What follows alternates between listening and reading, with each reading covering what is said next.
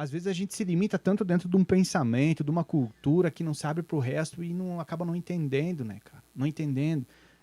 Nós vamos voltar nas conversas aqui, mas eu já quero te perguntar uma coisa que nós conversamos antes ali. Pode perguntar. Que assim, pastor, eu vi outro dia que tu fez uma postagem lá, e agora por causa dessa polarização política gigantesca que tivemos no nosso país, né? Sim. Que estamos tendo ainda, esse medo, essa insegurança, incerteza, a gente percebeu que a xenofobia nunca foi tão forte quanto está sendo agora, Sim. principalmente com o povo do Nordeste, né? O pessoal tá pegando pesado, sim. Às vezes a gente, no preconceito que tem, acaba falando na hora do calor do momento e tal, tu fala uma bobagem. Mas essa bobagem, às vezes, é melhor que ela morra só pela boca. E quando você encontrar com uma pessoa que não é daqui, né? Trata ela bem e tal, porque cada um tem sua história. E eu vi que tu postou outro dia lá, você ensinou de um burrinho lá, jumentinho.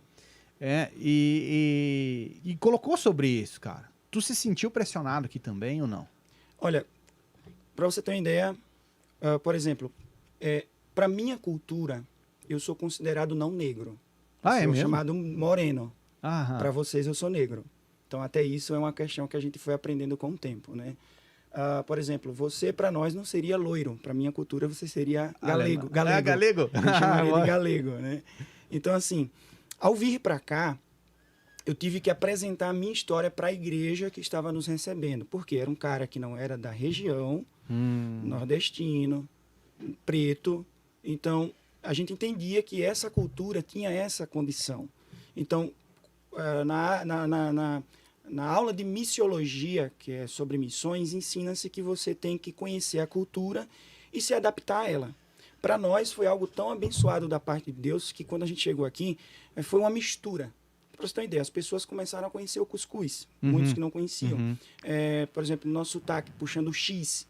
Então, a gente puxa o X, pastor, pista, pastel. Legal, então, já para vocês aqui em São Paulo, já é pastor com S, né? Para nós é com X.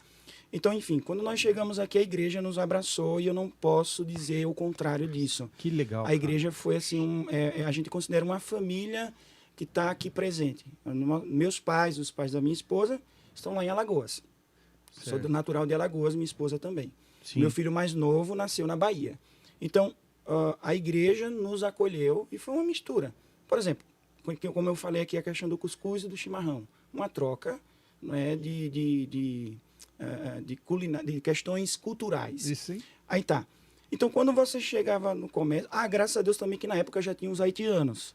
Então, os haitianos já tinham eles já estavam estabelecidos aqui. Haitianos, senegalês. Agora que está vindo os venezuelanos. Sim. Então, nesse período, a igreja nos recebeu bem. Já fui cortador de cana, então precisei contar essa história, parte da minha história. Aquela foto do burrinho, se você vê no meu Facebook ou no Instagram, aquela foto foi tirada no sertão da Bahia, quando nós pastoreávamos uma igreja lá, aquele ambiente de seca. Então, quando a questão da polarização e da questão dessa questão da xenofobia aconteceu, para mim, foi mais forte há 4 anos atrás, quando foi Bolsonaro e Haddad. Naquele período foi mais forte. Por quê?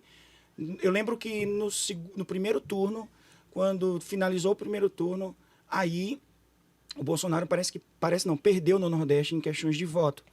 E os irmãos olhavam para o celular e olhavam para nós e diziam, puxa, a gente achou esquisito o pessoal olhando para o celular e olhando para nós, né? Porque um monte de gente aqui da cidade escreveram algumas coisas relacionadas ao nordestino. Sim. Não compra a rede daquele pessoal, aquela coisa toda. E o que aconteceu? Chegando em casa, minha esposa viu, ficou mal com aquilo. Eu também...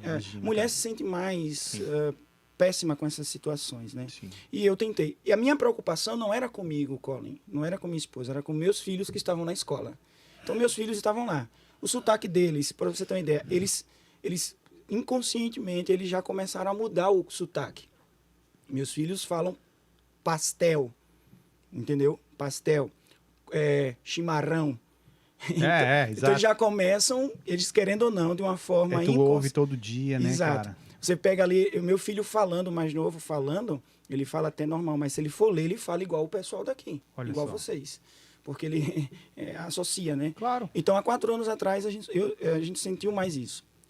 Antes do primeiro turno dessa eleição agora, eu já tinha até falado na igreja, pessoal, vai rolar isso também.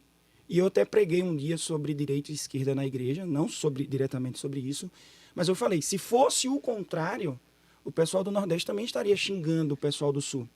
Porque essa é uma questão da natureza humana. Exatamente. Se você não fizer o que eu acredito que é certo, você já não serve. Então, todo mundo... Peraí, todo mundo não, alguns. Então não coloca todo mundo... Não generaliza, né, cara? Isso. Exatamente. Mas assim, muita gente, eu vou mais pela maioria. O que é que a maioria pensa de mim?